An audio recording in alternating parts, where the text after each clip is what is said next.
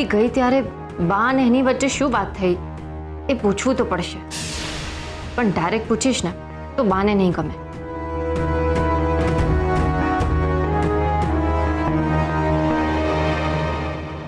બા, કેવી રહી તમારી મીટિંગ?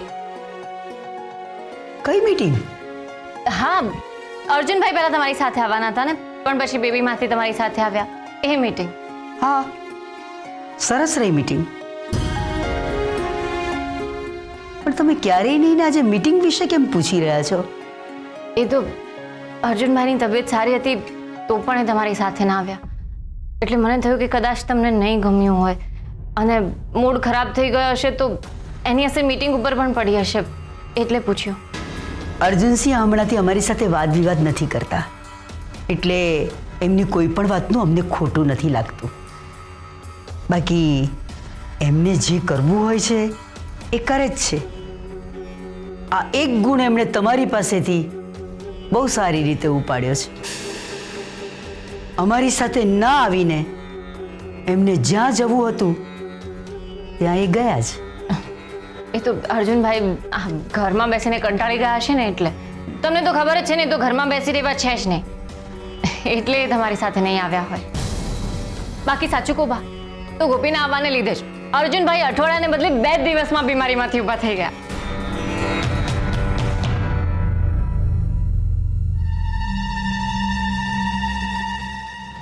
તમે પણ નોટ કર્યું હશે ને કે ગોપી આવી તો અર્જુનભાઈ કેટલા ફ્રેશ દેખાતા હતા.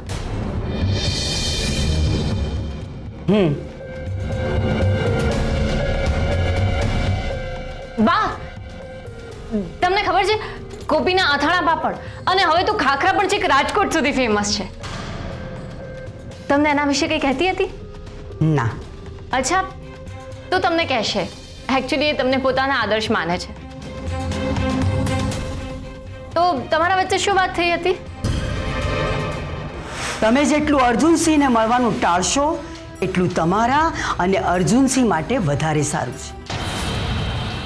તમારા અને અર્જુનસિંહ વચ્ચે મિત્રતાથી આગળ સંબંધ બંધાય એવી અમારી બિલકુલ ઈચ્છા નથી. એ તમારા બેસ્ટ ફ્રેન્ડ છે ને, એમને જ પૂછી લેજો ને, એ કહેશે તમને. હા, એકચ્યુઅલી હું ગોપીને જ પૂછવાની હતી, પણ શું છે ને કે આજકાલ બહુ બિઝી થઈ ગઈ છે. ખરું કહું બા, તો ભલે અમે બંને પાર્ટનર છીએ, પણ બધું કામ ગોપી જ સંભાળે છે. ગોપી આજકાલની જનરેશન એકદમ પ્રો છે. બિઝનેસ અને ઘરને બહુ જ સારી રીતે બેલેન્સ કરે છે. નિર્મળા ગૃહ ઉદ્યોગમાં જો કોઈ પ્રાણ ફૂક્યા હોય ને તે ગોપી જ છે. ગોપી એકદમ બિઝનેસ વુમન છે, બહુ જ મહેનતુ છે. અમે સમજી શકીએ છીએ કે એક બિઝનેસ વુમેન માટે 24 કલાક પણ ઓછા પડતા હોય છે. હોશિયાર છોકરી છે, મહેનતુ છે, એનું ભવિષ્ય બહુ ઉજ્જવળ છે. હા, એકદમ સાચી વાત કહી. તો તમે એને માર્ગદર્શન આપ્યું હશે ને? તમારે અમારી પાસેથી કોઈક વાત કઢાવી છે એવું અમને લાગી રહ્યું છે. ના ના બા, એવું જરાય નથી. આ તો આમ જ. બાકી ગોપી તો મને કહેવાની જ છે ને. અમે એમને જીવનનો સાચો માર્ગ બતાવ્યો છે. અરે વાહ, તો ગોપી એકદમ ખુશ થઈ ગઈ હશે નહીં? એ ખુશ થયા હશે કે નહીં એ એમને જ પૂછી લેજો ને.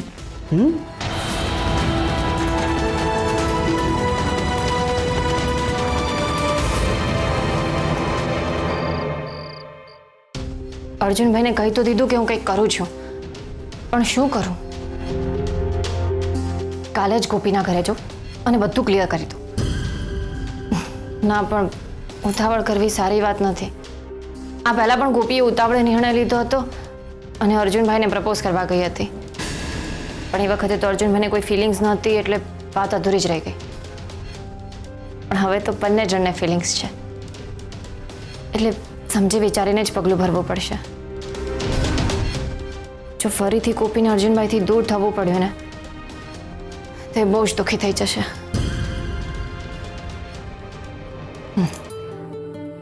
આમાં એક જ જણ મારી મદદ કરી શકે એમ છે, ફોજદાર.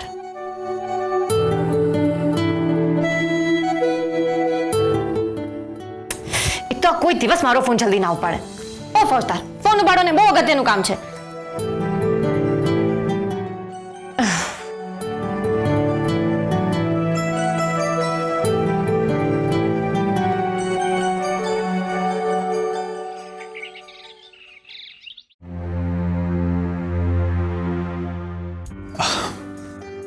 તનુ, હું શું કહું છું, આજે આપણે બહાર જમવા જઈએ. ના હા, હું ઘરે સરસ જમવાનું તો બનાવું છું. અને તને ખબર તો છે હું બહારનું વધારે નથી ખાતી. પણ ક્યારેક તો ખાય છે ને, તો આજે જઈશું. પણ મને એમ કે તને અચાનક બહાર લંચ કરવાનું ક્યાંથી સૂચ્યું? કારણ કે નોર્મલ કપલ આવી રીતે બહાર જમવા જતા હોય છે, તો જે લોકોને આપણી પર શંકા છે એ લોકોની શંકા પણ ઓછી થવી જોઈએ. હા પણ મિસ્ટર હર્ષ, જેની આપણા પર નજર છે ને એના માટે આપણે એક કજિયાખોર કપલ છીએ.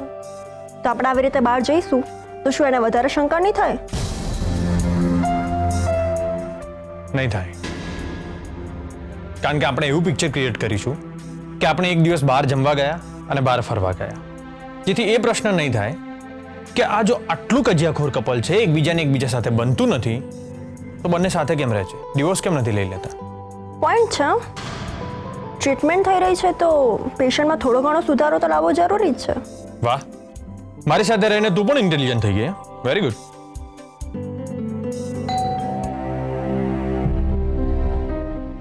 લો, આવ્યો તો મારો મજનુ. હું જોઉં છું.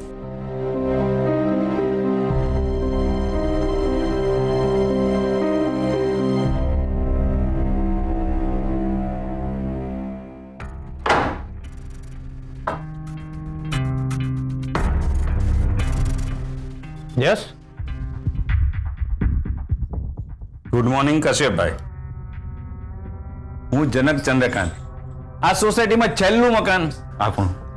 ઓકે, કઈ કામ હતું? અરે કામ શાનું, આ તો પાડોશી થયા છીએ એટલે મળવા માટે આવ્યો. એક જ સોસાયટીમાં રહેતા હોય તો એકબીજાની ઓળખાણ તો થવી જોઈએ ને. યસ, આઈ એમ કશ્યપ.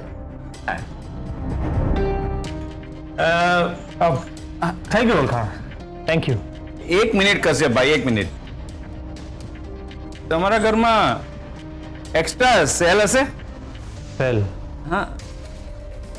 એમાં એવું થયું ને, હું ઘરમાં ટીવી પર એક મસ્ત મર્ડર મિસ્ટ્રી વાળું મૂવી જોઈ રહ્યો હતો અને એમાં જ્યારે સસ્પેન્સ ખુલવાનું હતું ને ત્યારે રિમોટ બંધ થઈ ગયું.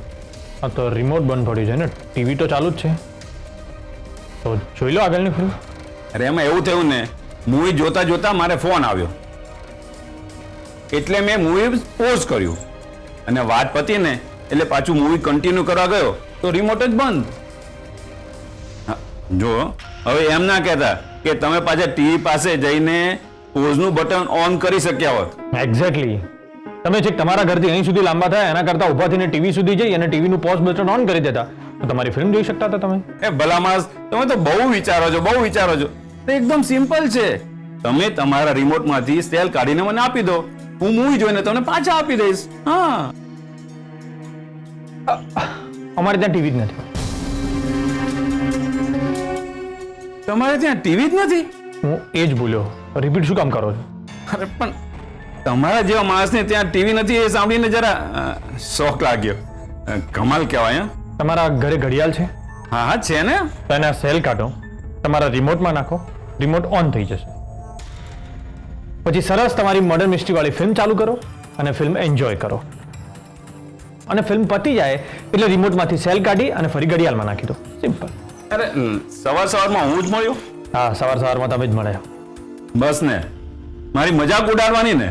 અરે સાચું કહું છું, સવારમાં તમે જ મારી સામે આવ્યા છો અને મેં તો ઘડિયાળના સેલ નાખવાનું સારું જ સજેશન આપ્યું છે, પણ એમાં તમે કેમ આટલા બધા હર્ટ થઈ ગયા?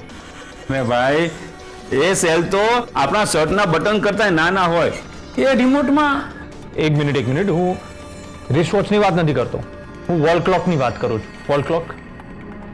ઓહ અચ્છા, તો એમ કહો ને. વાહ સાહેબ વાહ, તમે તો એકદમ ઇન્ટેલિજન્ટ પર્સન છો.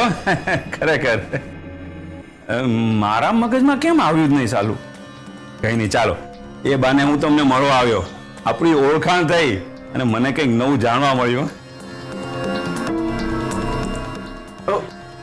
ગુડ મોર્નિંગ ભાભી. કેમ છો? કશ્યપભાઈ, હું આ એરિયાનો સમાજ સેવક છું. આ એરિયામાં લગભગ બધાને આપણે ઓળખીએ. હા, તમારે કંઈ પણ પ્રોબ્લેમ હોય ને તો બિંદાસ આપણને કહી દેવાનું. શ્યોર. જેમ મેં તમારી પાસે. સેલ માંગ્યા ને એમ. ચલો ભાભી, કશ્યપભાઈ હું જાઉં. અરે હા, એક સજેશન આપતો જાઉં. આ તો શું છે, ઘરમાં એક ટીવી વસાવી લેજો. ભાભીને મનોરંજનના પ્રોગ્રામ જોવા થાય અને તમારે ન્યૂઝ જોવા થાય. સાચી વાત ને? ચાલો જાઓ. હા,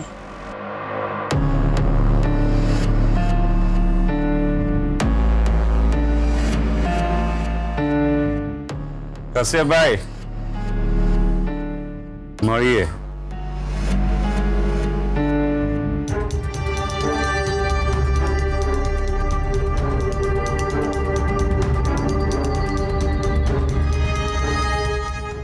કોણ છે?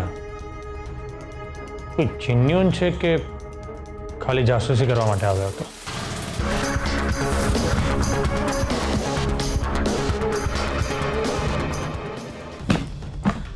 વેદિકા વહુ, તમે તમે કોને પૂછી એમને કાલે મળવા બોલાવ્યા અહીંયા? કોને પૂછીને એટલે બા? તમે જ તો કહ્યું હતું કે અર્જુનભાઈ સારા થઈ જાય એટલે ચિમનલાલને ફોન કરીને બોલાવી લેજો. બા, અમે તો આ ઘરના મોટા વહુ તરીકેની જવાબદારી પૂરી કરી છે.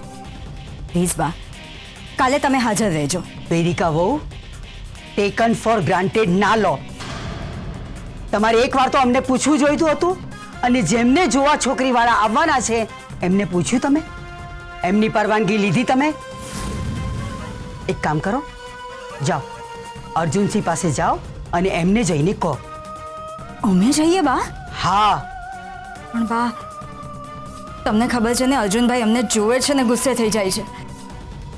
અને એમને જો ખબર પડશે કે છોકરીવાળા એમને જોવા આવવાના છે તો અમારી પર અકળાઈ જશે. તો પણ તમે જાતે જ નિર્ણય લઈ લીધો ને? હા બા, પણ એમને બોલાવતા પહેલા તમારે એકવાર તો અમને પૂછવું જોઈએ ને. તમે અત્યારે ફોન કરીને એમને ના પાડી દો. અમારે વિપશ્યનામાં જવાનું છે. તમે એમને ફોન કરો, એમની વાત સાંભળો અને પછી આવીને અમને કહો. અમે વિપશ્યનામાંથી આવીએ ત્યારે એમને બોલાવજો. સમજ્યા?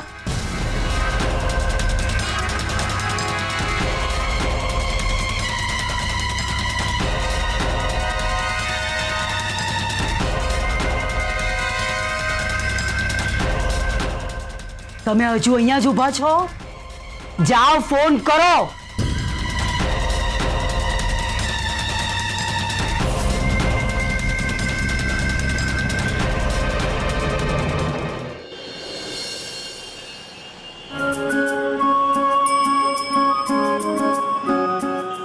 બહાર હોટલમાં જમવા જઈએ એટલે બધાનો ટેસ્ટ સરખો જ હોય છે.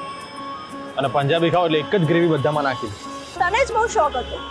સરસ હું ઘરનું જમવાનું બનાવતી હતી પણ નહીં.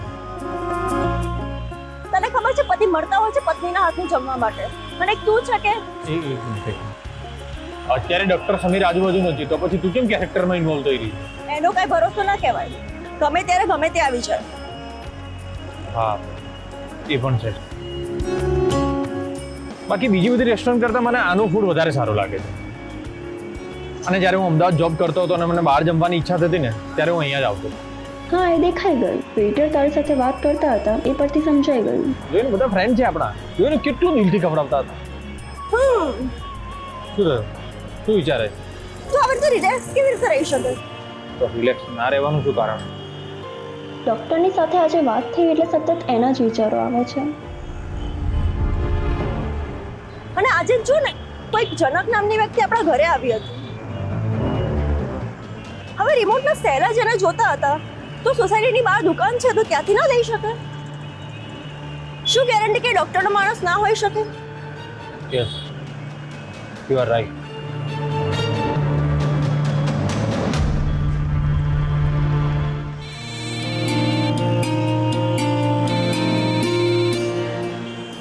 એક મિનિટ, આ કઈ બોલતી નહીં. કેસરનો ફોન છે. નહીંતર મારે નક્કામું એવું કહેવું પડશે કે હું માસી સાથે રેસ્ટોરન્ટમાં જમવા આવ્યો છું.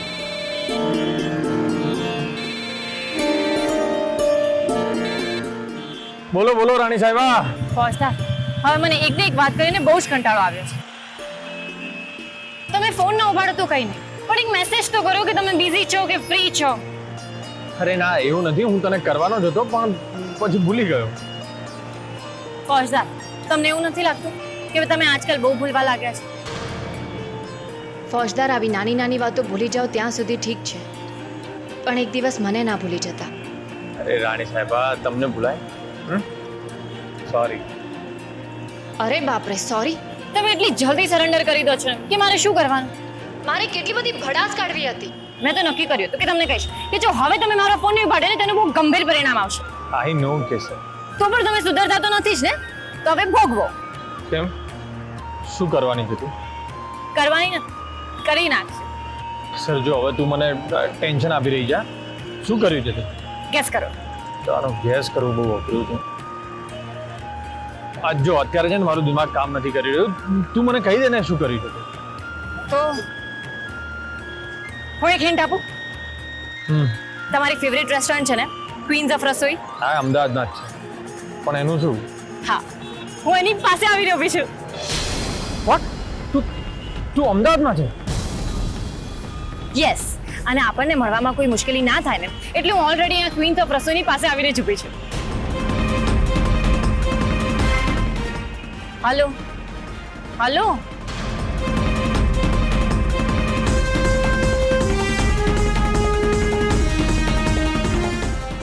ઓ ફોજદાર, હવે તમે મને લેવા આવો છો કે નહીં? કે સર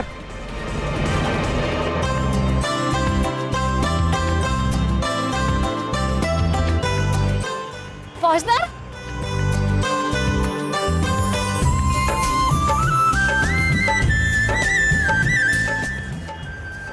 મને વિશ્વાસ જ નથી થયો કે તમે મને અહીંયા આવી રીતે મળી ગયા.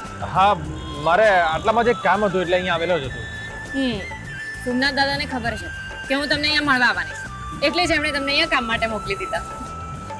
પણ તું અચાનક અહીંયા? મારે તમારી સાથે એક બહુ જ ઇમ્પોર્ટન્ટ વાત કરવી છે, પણ પહેલા આપણે કંઈ ખાઈએ પ્લીઝ, મને બહુ જ ભૂખ લાગી છે. આપણે લંચ કરતા કરતા વાત કરીએ. લંચ? તો અત્યારે ડિનર ક્યાંય નહીં મળે. ખરાબ ખરાબ પીજે હતો આ. ચાલો આપણે તમારી ફેવરિટ રેસ્ટોરન્ટમાં જઈએ. ચાલો. કિશોર ત્યાં બધા ઓળખે છે મને. હમણાં તનુ સાથે ગયો હતો ને હવે કેસરને લઈને જઈશ તો નો નો નો નો. કેસર મેં એવું સાંભળ્યું છે કે હમણાંથી અહીંયા જમવાનું સારું નથી હોતું. હા તો આપણે બીજે ક્યાં જઈએ? હું તો હવે તમારી સાથે આવું છું, તમે જ્યાં લઈ જાઓ ત્યાં.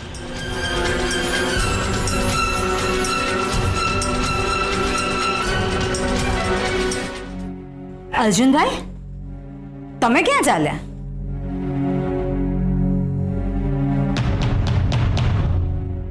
બેબી માસીએ તમને કેટલી બધી વાર કહ્યું કે જ્યારે કોઈ બહાર જતું હોય ત્યારે એને ટોકવાનું નહીં, તો પણ તમે ના સુધર્યા એ ના જ સુધર્યા. એ તો ઠીક છે, પણ તમે જાઓ છો ક્યાં? ધાબા પર. ના, તમારે ક્યાંય નથી જવાનું. કેમ? એ શું કેમ અર્જુનભાઈ? તમારી તબિયત નથી સારી, તમારે 4-5 દિવસ ઘરની બહાર પગ નથી મૂકવાનું, બસ. તમને મારી આટલી બધી ચિંતા ક્યારથી થવા લાગી? હું એકદમ ઓકે છું ભાભી, પ્લીઝ ડોન્ટ વરી. ના, તમે ઓકે નથી. બોલવા માટે જે ગોઠવીને આવ્યા હતા એ ભૂલી ગયા?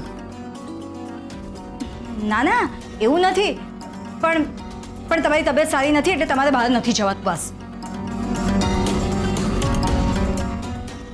બાએ ના પાડી છે. તમારી સાંભળવામાં કંઈક ભૂલ થઈ હશે. બાએ અમને નહીં, તમને બહાર જવાની ના પાડી હશે. બા અમને બહાર જવા માટે ક્યારેય ના નથી પાડતા, અને તમારે પણ બહાર નથી જવાનું. જો જવું હોય તો આજનો દિવસ જઈ આવો, અમે બાને કહી દઈશું, પણ કાલે ના જતા. અને હા, કાલે થોડા સારા કપડાં પહેરજો. હા, અને ફેશિયલ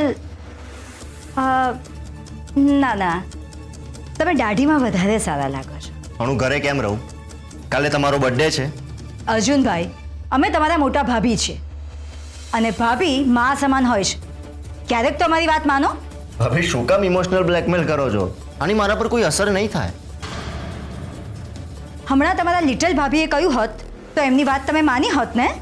એ જે પણ બોલે છે ને એ સમજી વિચારીને બોલે છે, અને તમારી અને એમની બરાબરી થાય એવી જ નથી. ક્યાં એ અને ક્યાં તમે? અર્જુનભાઈ, છોડો, અમારે તમારી પર ગુસ્સો નથી કરવો. અમારે ફક્ત એટલું કહેવું છે કે કાલે તમે ઘરે રહેજો પ્લીઝ. પણ શું કામ? એ તમને કાલે ખબર પડી જશે. ભાભી બસ આ બહુ થયું હવે. આ બધી ગેમ કેસર ભાભી સાથે રમવાની, મારી સાથે નહીં.